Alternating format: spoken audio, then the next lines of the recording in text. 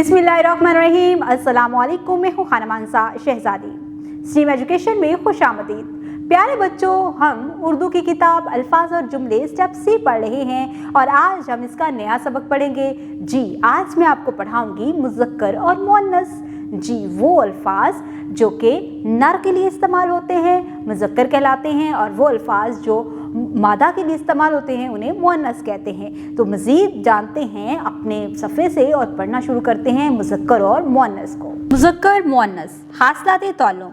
इस सबक को पढ़ने के बाद तुलबा इस काबिल हो जाएंगे कि मुज़क्कर मुअन्नस के बारे में जान सकें।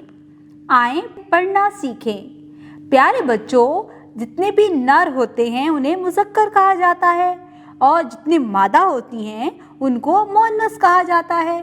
जैसे कि यहाँ पर तस्वीरों में आप देखो, ये है दादा और दादी इसकी मुअन्नस हैं, अब्बू मुज़क्कर हैं और अम्मी मुअन्नस हैं। मुर्गा मुज़क्कर है, मुर्गी मुअन्नस।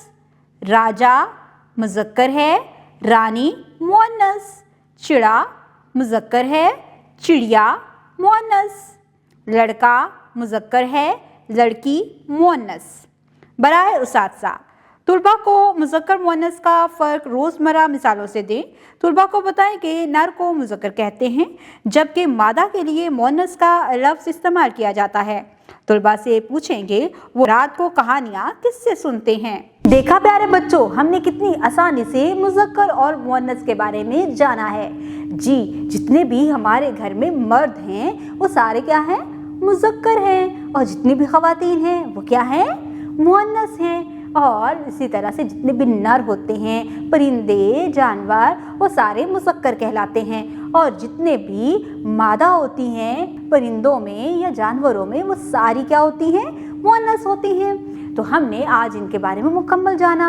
अब मैं आपको क्लास वर्क देने जा रही हूँ। आपने वर्क बुक से अपने क्लास वर्क को मुकम्मल करना है और ना साफ सुथरे तरीके से इसको लिखना भी है। इसके साथ ही मैं आपको दूंगी आपका होमवर्क। आपने वो होमवर्क घर से मुकम्मल करके लेके आना है और साथ ही साथ साफ सुथरे तरीके से लिखते हुए आपने अपने घर वालों को भी, अपनी अम्मी को, अपने अब्बू को, पेरेंट्स को ये बताना है कि आपने आज स्कूल में कितनी सारी एक्टिविटीज़ की हैं जिसके ज़रिए आपने बहुत कुछ लर्न किया है। उम्मीद करती हूँ आपने आज की इस वीडियो से बहुत कुछ सीखा होगा। मज़ीद सीखने और जानने के लिए हमारे साथ रहिएगा। मिलते हैं अगली वीडियो में, तब तक के लिए अल्लाह हाफिज़।